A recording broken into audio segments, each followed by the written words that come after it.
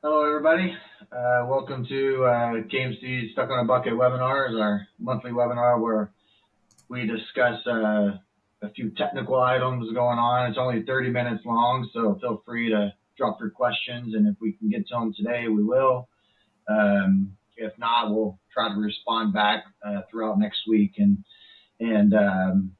get back all your questions the best we can. But the idea of this is to discuss topics that you guys see in the field, whether it be backnet issues or integration issues, networking issues, or whatever the case may be. And it's supposed to be just a snippet of it. So if there's anything topic-wise that you guys want to talk about in future episodes of these, this is for you guys, the KMC family. So feel free to request topics and ideas for us, and we'd be happy to put it on a monthly episode. So anyway, so we'll go ahead and get started. Today I'm Clifford Milligan. I'm Area Vice President. Many of you probably already know me, especially the guys in the West, my territory I cover.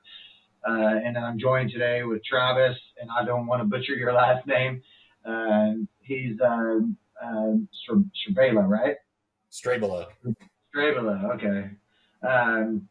He's the engineering technician programmer with Long. He's been KMC for probably longer than I have as a customer and as an employee of KMC. So we've got a lot of talent here. Fritz is unable to join us today. I didn't remove his picture. It was kind of last minute, so he's was supposed to be out in the field. He ended up dealing with the family issue this morning. Everything's okay. But he just had to take the day off. So anyway, that's who's on the call today, and we'll go ahead and talk about. Oh, by the way, things we're going to be talking about today. At the end of this, we're going to be having a raffle like we do every time. Normally I have or sure, but this time we have this Yeti tumbler coffee mug, which is better than the 500 Stanleys I have in my kitchen right now for my wife and daughters. But it's a pretty cool mug. We gave away a few of these last week at the Niagara Summit, which was it was good, well received. So they're very solid products. So we'll make sure that everybody joining today will be raffled off, and we'll be in touch. Ty, somebody from our marketing team, or myself will be in touch with you about if you win, how to get this shipped out. But anyway, this month we're going to be discussing ASHRAE Guideline 36. It's going to be a very, very brief overview. Guideline 36 is a very long document, a very detailed document, but we're just going to talk very brief overview. We're going to cover some objectives, like what is the objectives of Guideline 36, a couple of sequence selection and options and how they lay it out, and then a couple of the common deployments like trim and respond, DAT, VAVD, DAT set point limiting, and some advanced fault detection and diagnostic examples that's all built into the Guideline 36 is what we're going to be the topics for today. So Guideline 36 objectives. Make sure I'm good to time here. The whole point of Guideline 36, it's interesting. I was in California, moved to California in 2007. Yep, 2007. And I started working with an outfit out there that was working with an engineering firm that the specification, the sequences was by far the longest I've ever seen, especially coming from West Texas. So it was pretty neat. And coming to find out, that was a firm called Taylor Engineering, who was a massive part of the team that built the Guideline 36, at least the initial part of it. So a lot of these things like that, I was able to be some of the guinea pig of that back in the day. But it was very interesting back in those days, as a lot of this stuff was brand new. But it was really cool from a programmer technician standpoint that I was able to be the guinea pig for that. But it was very hard at that time because it was so new concepts and new ideas and trial and errors. So a lot of stuff didn't work and a lot of stuff did. But the idea of it was to, you can see the bullet points here, limit the variables in smart building. So it's to try to streamline that process, make the sequences as common as possible. Every sequence that you will come across in the guideline sequence, the Guideline 36 is to increase efficiency is the primary reason for it. The design, implementation, and the operation of HVAC equipment, it's not just sequencing, it's also designing as well. And we'll talk a little bit about that. improve indoor air quality. That's another reason why Guideline 36 was built. The diagnose root cause of performance issues. Every single Guideline 36, there's points list, there's advanced fault detection and diagnostic alarms that they put in the thing. But it also gives owners the freedom to choose the landscape of qualified service provider. And the qualified there is bolded or capitalized for a reason, is understanding Guideline 36 and is for everybody out there, understanding what it is and how to implement it is going to make you qualified, especially if you understand it. But that's the idea. And we're going to talk a little bit about that and how, I know we always get questions of hey, are you guys going to implement Guideline 36 sequencing into your base applications at KMC?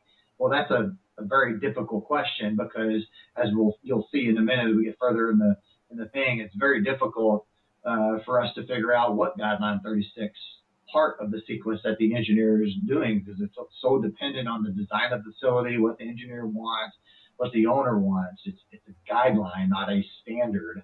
And so it's still going to be up to the individual service providers, the integrators in the field, you guys that's joining this room right here, that's going to make all the implementations actually work to the standard from that standpoint. Travis, do you have anything to add to objectives of Guideline 36? No, I think you covered it. I mean, the main thing that we see is the cost savings from you're basically trying to do a type of trim and respond sequence to keep your discharge air temperature set point right on the edge of satisfied, rather than we're just going to dump 55-degree air all day long when you may not need that. Or same thing with your duct static pressure. So it saves a lot of money in the long run to the building owner, not having to overcool or overpressurize and stuff like that. That's glad you brought up trim and response. That's going to be some of the one of the topics that we're going to cover. One of the most common implementations of Guideline 36 that we see in the space. But thanks, Travis. And just a quick a way to orientate yourself around Guideline 36. If you get an opportunity to go to ASHRAE's website, you can view it for free on their website. Now, if you want to download your own PDF or get a hard copy, you have to pay for it.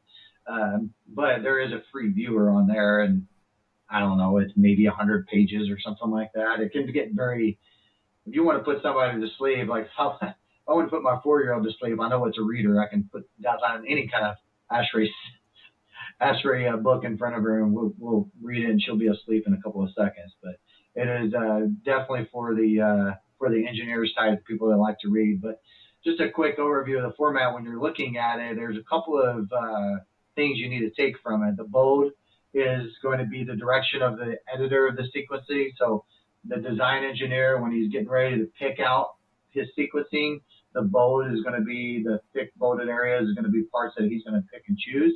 And then the italic between the lines is more of just notes and guidance. It's information. It's not going to be anything that's going to be included in the sequence, or they're just more notes that the editors, that the people felt like was providing context to the sequence. So the first thing you're going to notice is going to be sequence selection. So it offers a standard way to lay out smart buildings and sequences of HVAC equipment. How does the equipment should be controlled based on system design. It does not define equipment design criteria. And I always like to say that because, let's just say that, hey, you're looking for a, VAV air handler sequence. Well, there's a couple of different types of sequences based on the design criteria. Maybe the design criteria calls for a return fan or a release fan or power exhaust, and all those will have different selection or sequence selections available to the design engineer to meet his design. Whether it be, hey, if you do have a return fan and you do plan on building static pressure control based on your design, probably plan on return or something like that, then here's a standard sequence for that design. That's essentially how the sequence works. And so it does not tell you, I highlighted in here, it's the designer's responsibility to determine the CO2 set points.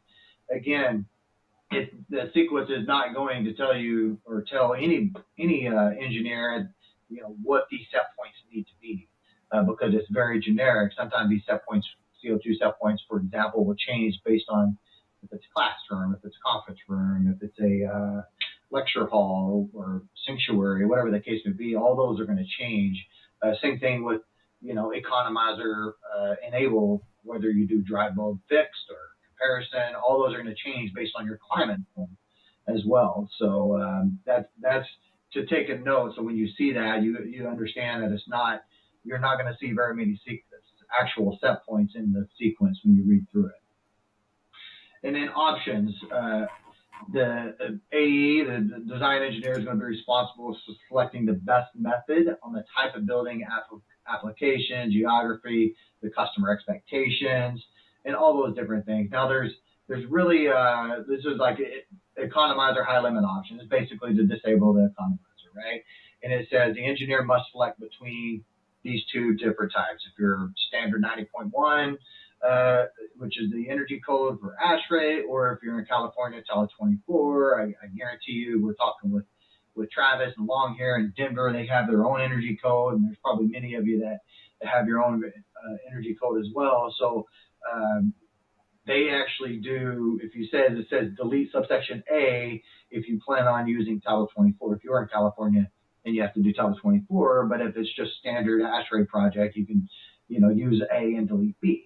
So, and then if you're in Colorado, you may not use either one. The engineer may use his own particular, or he may modify that sequence to meet the energy code for his area or municipality, wherever he's designing for it, from that standpoint.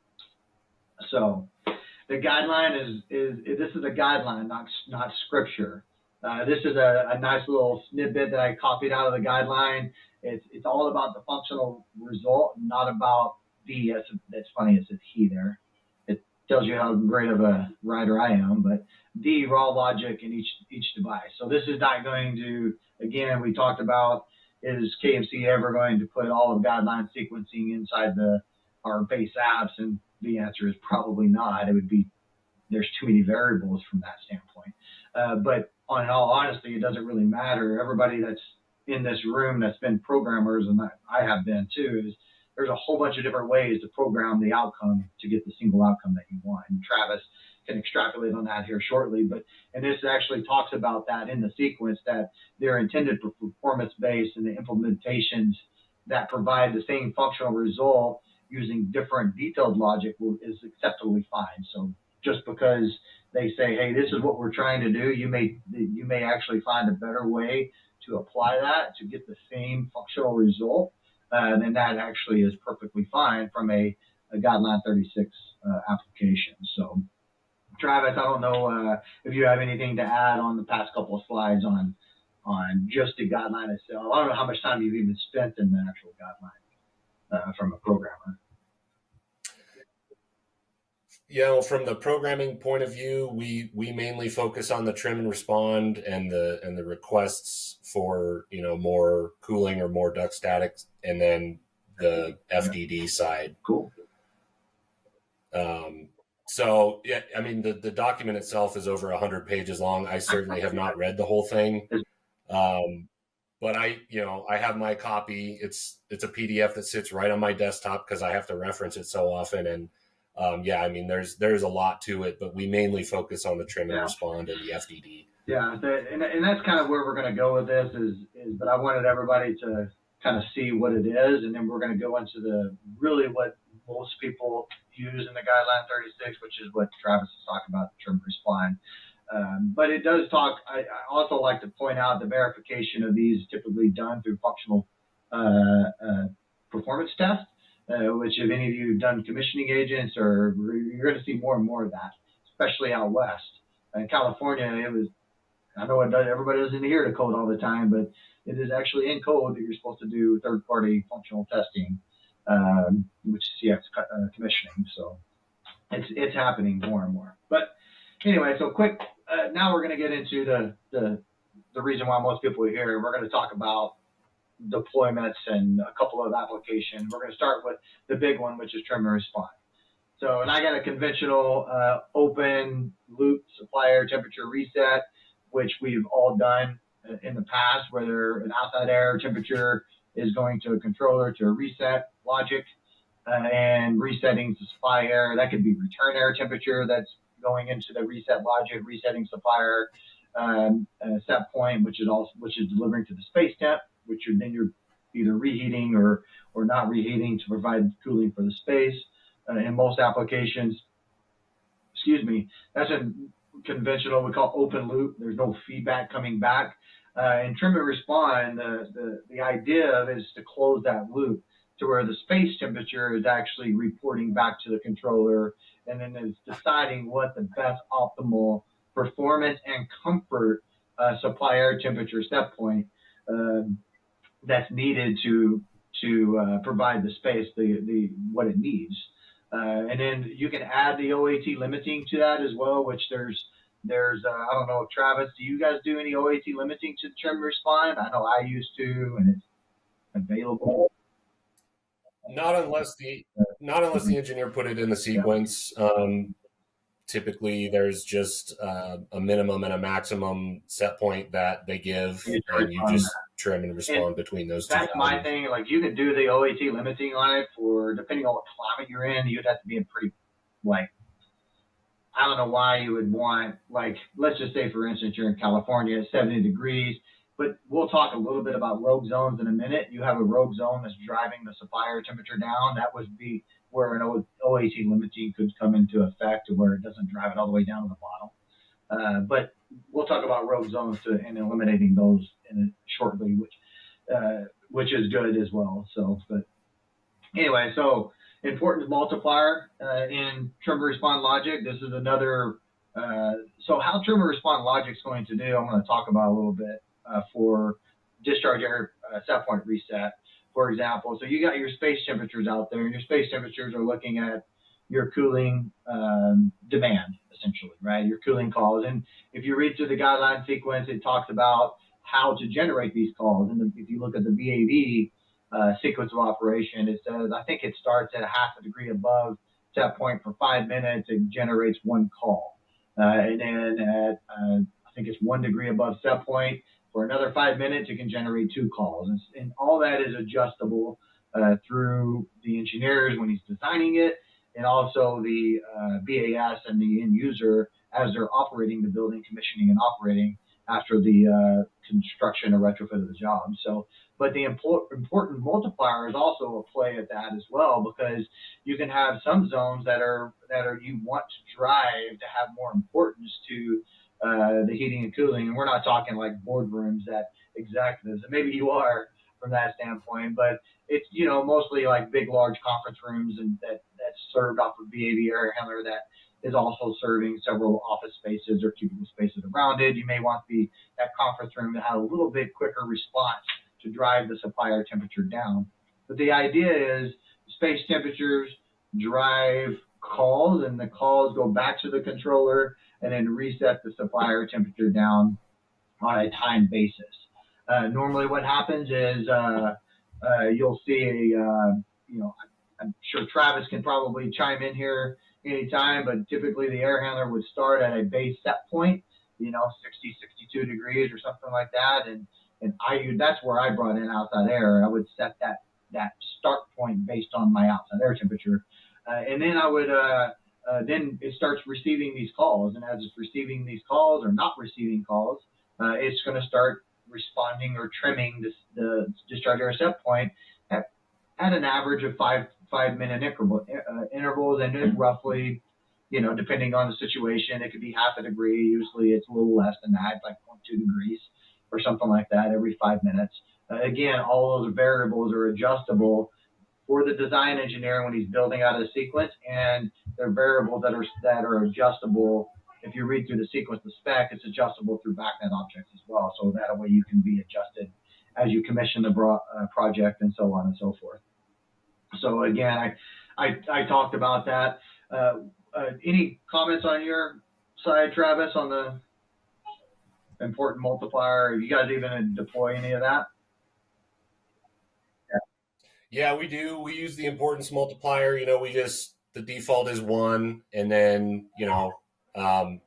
you can, if you've identified a rogue zone, you can make it 0. Take that guy out of the equation, so he's not trying to drive the set point down. Or if it's, I know your example was a big conference room or something, but if it's if it's the CEO's office or something, make his importance multiplier 10, make him happy.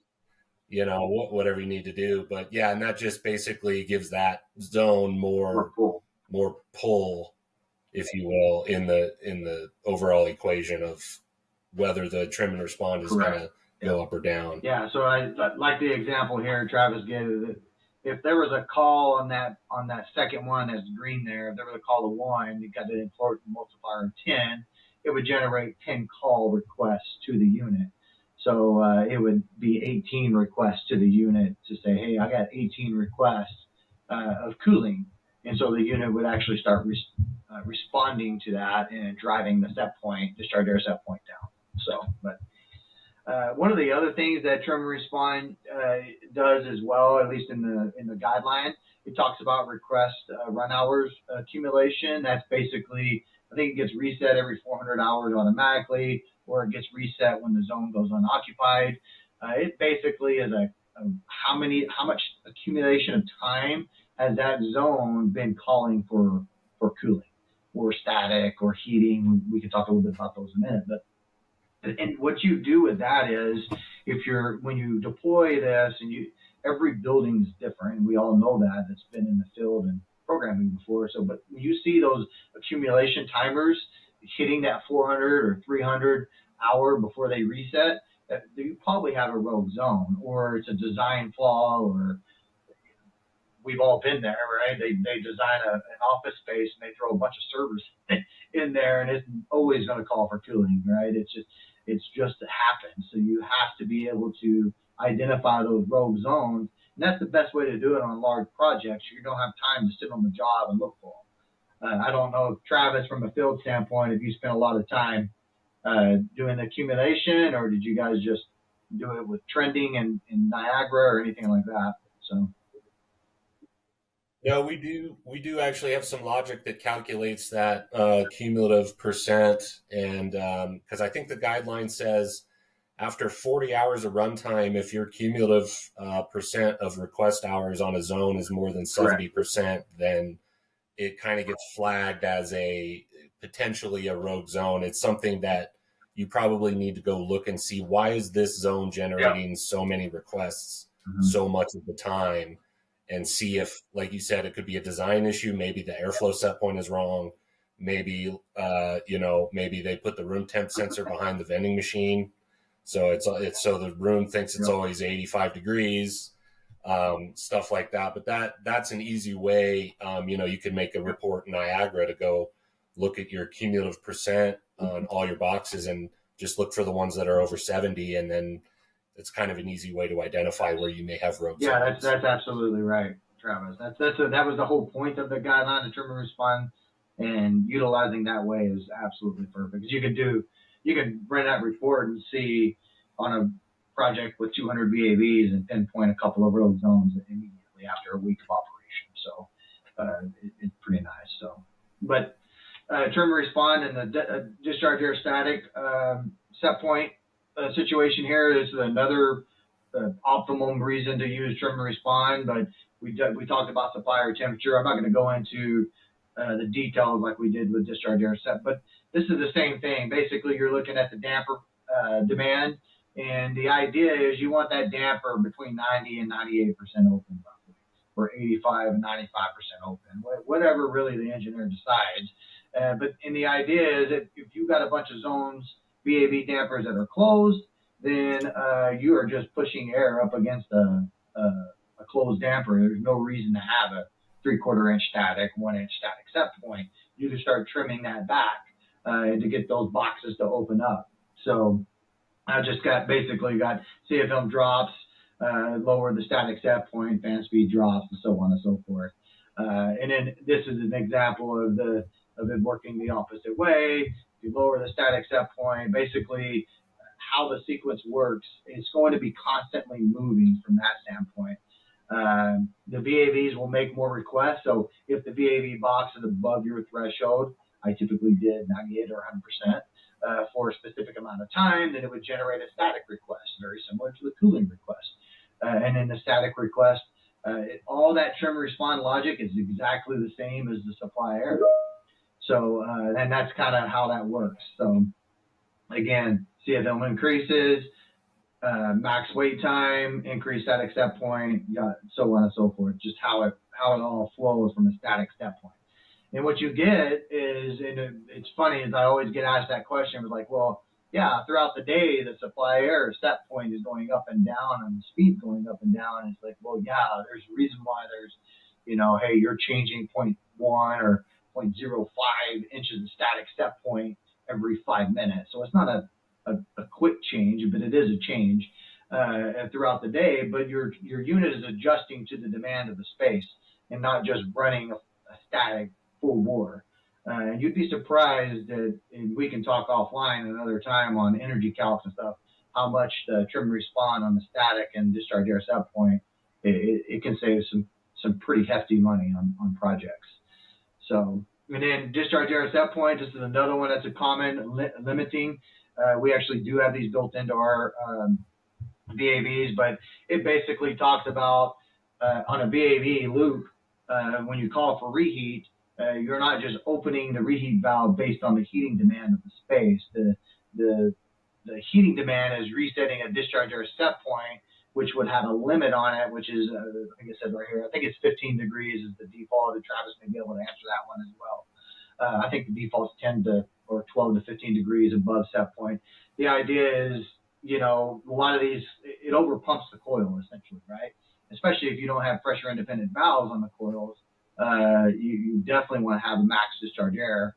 And the also thing is you don't want to have, a 15 or 20 to 30 degree difference between the space temperature and the air coming out of the registers, because the air is never going to come down in the space if your registers are in the ceiling, which 99% of them are, or it's not going to fall because the temperature difference is too much, right? So that's an example. I'm trying to run through this. I want to make sure we get through it. And then advanced fault detection examples as well. This is all in there. This is all part of Guideline 36. It talks about sensor errors and different things like that, which this says fault SC is fault condition. So when you're reading through this, it tells you what equation you need, what description. This is an OA fraction, percent OA bent. All of it. Anybody out there that's deployed any of our AFMSs is very familiar with this. Same thing with this one as well. The following must be continually calculated. AFD routines for each air handler. Again, another thing, if you're familiar with our AFMSs, we do all this for you inside the AFMS as well. But that's part of the AFD, and there's several of them, more examples inside that guideline. It talks about if you have this kind of an air handler, these are the advanced fault detections that you need to deploy. And then it talks about what to do with those fault detections. It talks about alarm escalations. If you have possible integration into CMMS to do work order management, preventive maintenance, and so on and so forth. All that's included on how to generate those faults, which category those faults should go into. And the idea is to try not to get that alarm bell we're just talking about. We don't want to have that alarm bell all over. We've all been on jobs where we deploy a job and all of a sudden there's 500 alarms every single day. That's the idea of the advanced fault detection, is to have a couple of small faults that escalate into something that needs to actually be looked at. No, I think you covered it all pretty well, Cliff. Yeah, that's a quick rundown. I mean, it's obviously a huge document. We only had 30 minutes to talk about it, but yeah, I mean those are all the main points about it. And we are just seeing it more and more where an engineer will just copy the trim and respond section out of that guideline and paste it right into their sequence. So we just you're seeing it more and more now on our jobs. So it's becoming something that we have had to get very familiar with. Thanks, Clifford.